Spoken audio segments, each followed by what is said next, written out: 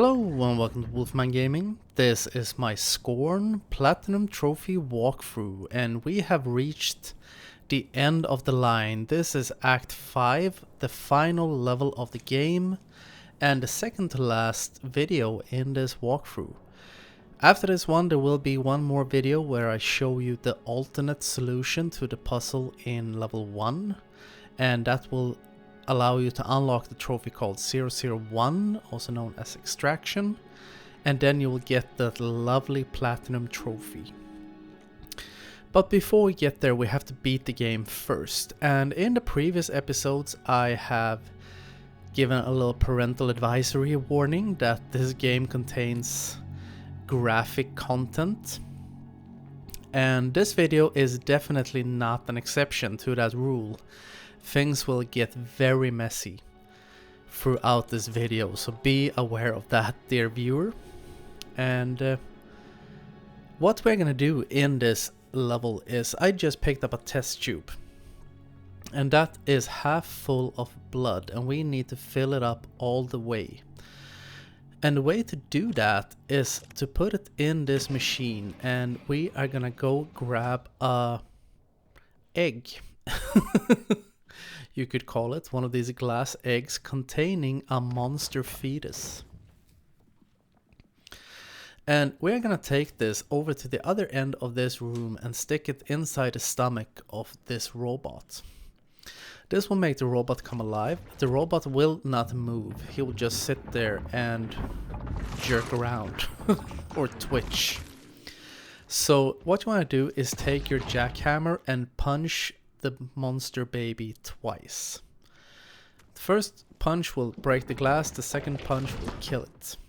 And now we're gonna bring it back to that machine and we are gonna crush it.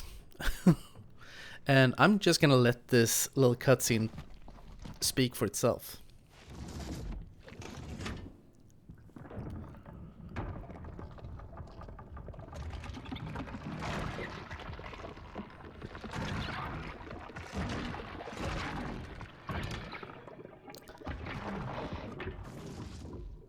As I said, graphic. And now that the tube is completely filled up, we can head back and we are gonna inject this into one of these two androids. So we just insert that and it will go down and pump it in. And you will see like a red little blossom coming out of the forehead of that robot. Like so. And now we're going to repeat the process so we can activate the second one as well. But things aren't going to be as easy as they were the first time. They are going to add up the difficulty a little bit because it is time for a boss fight. We're going to repeat the process with inserting the test tube into the juicer, and we're going to pick up another one of these monster eggs. And if you want to, since we're going into a boss fight, this is a good opportunity to heal up because there is a first aid station right in front of me, and over to my left there is an ammo station. And in the upcoming boss fight I prefer to use the jackhammer in phase 1 and the pistol in phase 2. Which weapon you choose to use is entirely up to you. The boss will take the same amount of hits no matter what weapon you use. So the jackhammer will do just as much damage as the shotgun in this case. But when you feel ready, the only reason I use the jackhammer for phase 1 is just out of habit. So feel free to use the pistol or the shotgun if you wish to do so. But when we go up here and stick in this egg, almost looks a bit like Krang from Teenage Mutant Ninja Turtles, don't you think? Anyone who was a kid in the 90s knows exactly what I mean. But either way, when the boss activates, we are gonna run over to the other end of this room. Because the boss wields a grenade launcher and we want to bait him into emptying his clip. The grenade launcher holds 9 grenades. Sometimes he will fill it up with 1 or 2 more grenades. And we want him to deplete his ammo. Because when he does, he will kneel down and start reloading it, and that is when he will expose his weak points. Like this. These two lungs or whatever it is, there is one on the other side. They both take 2 hits to break, and when you're broken both of them, that will end phase 1. And the grenades he launches are just like any good old video game grenade. When they land, there is like a 2 to 3 second delay before they explode. If they hit you, they will explode on impact. But the blast radius on them isn't very large, and if they just clip you a little bit, you will take a half section of damage. I think if you take a hit straight to the face, like tank one with your teeth, you will lose 1 section of health. But you can see he always arcs the grenade, and he's not very quick on the uptake when you move to the side. So just take your time, be cautious, and lure him into shooting up all his ammo so he can smash his lungs, kidneys, whatever those red things are. And if you want to make this even easier, just count out the grenades in your head as he's shooting them. And also keep count. If he does one of those small reloads, then he loads in 2 grenades into his launcher. And I was playing this a little bit sloppily. I think if you focus a little bit more, you shouldn't have any problems doing this without taking any damage at all. But I think this is where he shoots off his... Yes. So I smack him again and he falls over. This will lead into phase 2 of this boss fight, and I switch for the pistol because I want to keep more of a distance here. Phase 2 will not start until you go up to him and try to grab his grenade launcher, then he will hit you. And he will expose the fetus in his stomach as soon as phase 2 starts. And make sure to shoot or hit the fetus as soon as the hatch is open at the beginning of phase 2. So we try to grab the grenade launcher. He picks us up and throws us down. You see the hatches are open. Come on, big boy. There we go. And we stand up and they will open up so you get a free shot. We need to shoot him once more in the egg to kill him. And how we do that is we want to bait. He has 2 melee attacks. He can either do a melee swing with his right arm, or he can do a melee swing with his left arm. And when he does it with his left arm, he lets go of the hatches, so that will expose his weak point. And I think the only time he will do the melee attack with his left arm is when he has fired up all his grenades before he kneels down. That is when you want to bait out that attack. And he will go for a melee swing when he gets rather close to you. And if he does it with the right arm, you can see the wind up for that one is quite long, so you will have ample time to back out of his reach before he does it. And just be careful walking around here. Use these cages to your advantage. There's a lot of body parts hanging off them. And as soon as he opens up, shoot him once again and the boss is dead. He will walk around being dramatic for a little while, but don't worry, you've beaten him. And now it's time to reap the rewards. First of all, we get a new weapon. We get the grenade launcher. Only sad thing about the grenade launcher is that you will only fire it once in combat. But more on that later on. First, we're gonna pick up the monster baby, because this is the first half of filling up the second test tube, or filling up the test tube for the second time is a more correct sentence. So we head back to the juicer once again, like so.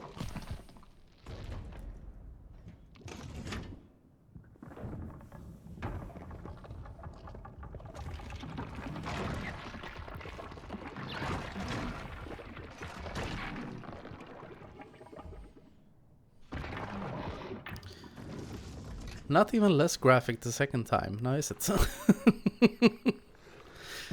And our old friend the parasite makes his presence known by attacking us once again and growing even further down over our arms. And that will become relevant to the plot later on. But now we need to go over to this pressure plate. So we open up this hatch and lob a grenade in between those two chains or whatever they are. That will break a counterweight, which will unlock the gate into the third egg. And if you need more grenades, just walk up to this corpse and you can pick out a fresh clip. And this boss is, the basic premise is the same as for the first boss, but with a twist. This boss is even easier than the first one, and he only has one phase. Because we want to do the same thing as we did with the first boss, that we lure him into emptying his clip. But when he kneels down to refill, we are gonna lob a grenade inside his backpack, and that will kill him. And this guy is a little bit more cautious than the first one is. He is a bit more hesitant to shoot at you. Not a lot, but and he also moves a little bit faster. Not noticeably, you are still quicker than he is if you are running, so don't be afraid. And just use the same principle as you did with the first one. Just as I said, he will be a bit more cautious. He doesn't fire off as willingly as the first one did. And I think now, yes, he has actually already emptied his clip. And since he is helpful, he moves out into the open part of this room to give me an even better opportunity to just lob a grenade inside the backpack. And the boss is done. Super simple, super easy. And once again, we pick up the third little monster baby, and we're gonna head back to the juicer for the third and final time. Thank whatever deity rules this weird alien world. But since this game needs to make things a little bit harder,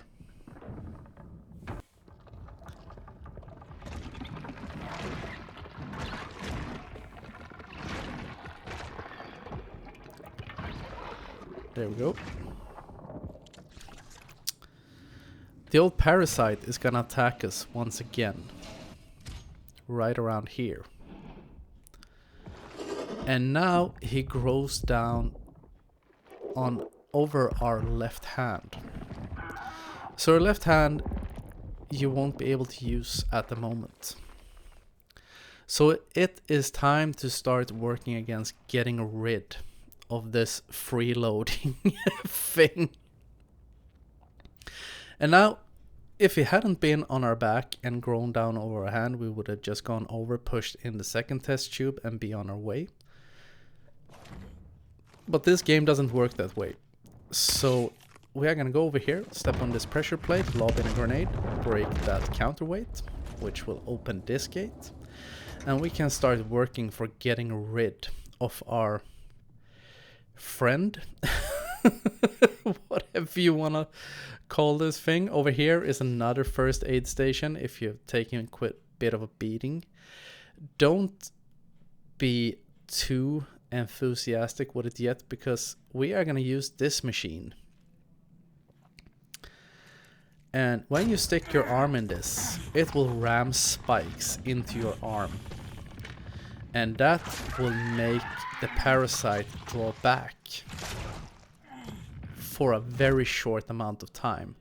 Our left hand is now freed, and we can run over to this door. Open that up.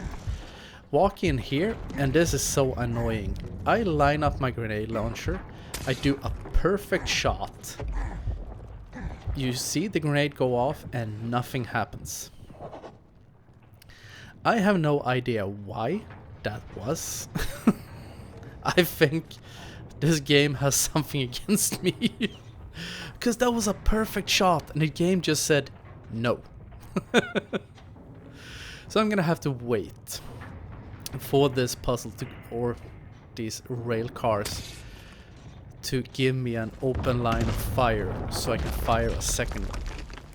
So just be aware, all you need is actually one grenade. It was just my timing that made the game say no.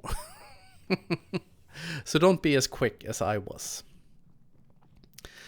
But that grenade opened up the path up to upgrading our key handle for the last time. So you go back to the mutilator machine and we can run in and upgrade our key handle to its top tier, so to speak. And as you can see, every time you use the self-harm machine, you will take a little bit of damage over time. So that's what I said, don't use the first aid station unless you really need to. You will only have to stab yourself with the machine twice more. So it shouldn't present too much of a problem. And this is a bit of a mistake on my part, because I use this one and then I run. And where you want to go is go out here, make a hard left, followed by a hard right with this little bridge over to this door. But there is actually a mutilation machine closer, which will make this run less stressful. And if you have taken quite a beating at this point, I did, because I had to do that run twice, because I did it at the wrong machine. That's why my health is so low. Feel free to inject yourself with health at this point, because now we are gonna mutilate ourselves for the last time, because it's time to get rid of this parasite. And the parasite doesn't like this. First we stab him. And now we're gonna try to evict him from our body. So this parasite has another trick up his sleeve. When we come into this machine, where we're gonna extract him, he attacks ferociously and turns our innards into our outards. Our poor protagonist is not having a great day, but we will have the final say in this. Just crawl on the machine and hook up, and all you need to do here is move this claw up to the back of the head and press X, or press A if you're playing this on Xbox, and we can tell him to F off. And look at the design of the head. I said in a previous video that I think that the parasite might be the first character we played as, because the way the head looks is very much like when the game starts, when you see the character crawling up from the ground. That's one of the reasons I had the theory of him being the first character we play as. But now our character, he isn't feeling too well, so we are gonna get back to where the androids were and put in the second test tube, but he moves quite sluggish at this point, and why shouldn't he? Because he's basically dying. His entrails are trying to escape, and he's having a really rough day. And since we're walking here, I'm gonna take a few moments to talk about what I like and what I don't like about this game. As I said before, I really like the aesthetic. I think this level design, especially this last one, the temple, is super cool. If you're playing this, really take the time to look at all the statues and all the weird things that are going on in this level. I think it's really cool. And I said I really like the music, I like the puzzles. The only thing I'm not a super huge fan of is the level design in this game. I think it is a little bit rough. It could have been done a bit smoother, because every level in this game is designed as if, imagine you're standing on a branch in by the tree trunk and you want to get out to the tip of the branch. And along the way there is one correct path and there are a bunch of little twigs, and if you make a wrong turn you will end up on one of those twigs, which is a dead end, and you'll have to go back and try to find the continuation of the branch so you can get out to the tip. I would think this game would have been better if there were perhaps like branching paths or different paths or different corridors you could use to approach the same goal. But it feels most of the time like there is only one path that is correct, and it's surrounded and it's littered with a bunch of dead ends. And it takes away a little bit from the enjoyment of the game, I think. There have been some instances throughout my playthroughs where I was just... It felt like I was running up and down the same corridor 50 times. And it did take away a little bit from the enjoyment, but at the same time I'm nitpicking here. I think the game is super cool. I think it's really innovative, the fact that it lets you figure out everything by yourself. And then along comes a bunch of walkthrough creators and destroy everything by telling you exactly what you're supposed to do to progress. And this game is a lot like a friend of mine said. The impression he had gotten from it is like it's an interactive piece of art, which is a good description of any game, really, because that's what games are, interactive art. Even from the simplest indie game to huge AAA titles, that's what they are. But this a bit more than others. Very surreal, disturbing art a lot of times. But I gave a disclaimer at the beginning that this video is quite graphic, and the juicer was graphic, and here they ramp it up to 11. So I'm gonna let this cutscene play out and just say you have been forewarned, dear viewer.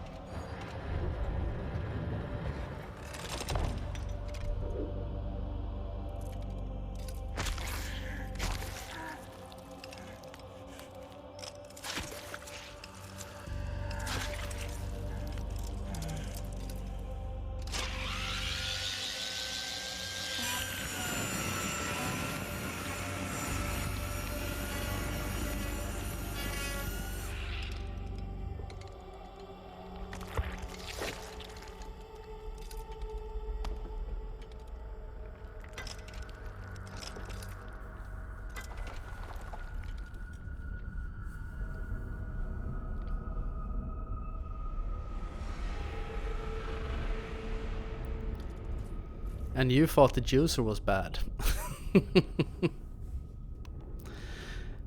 Now our perspective has changed.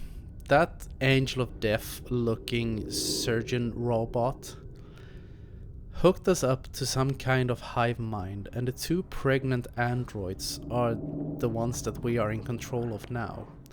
You can switch in between these two robots by holding down the square button if you're playing this on PlayStation, X button if you're playing this on Xbox. And it's time for the final little puzzle of this game. We are going to use this first android. Doesn't matter which one you choose to do this, you just gain control of the left one first, so I go with this one. We're going to go over to this key spike machine and get one. Like so, and go up to these controls and activate them, which will open the first part of this gate, which has a very suggestive design. And then we hold down square, so we switch over to the other android, and we're gonna go back and pick up our poor protagonist.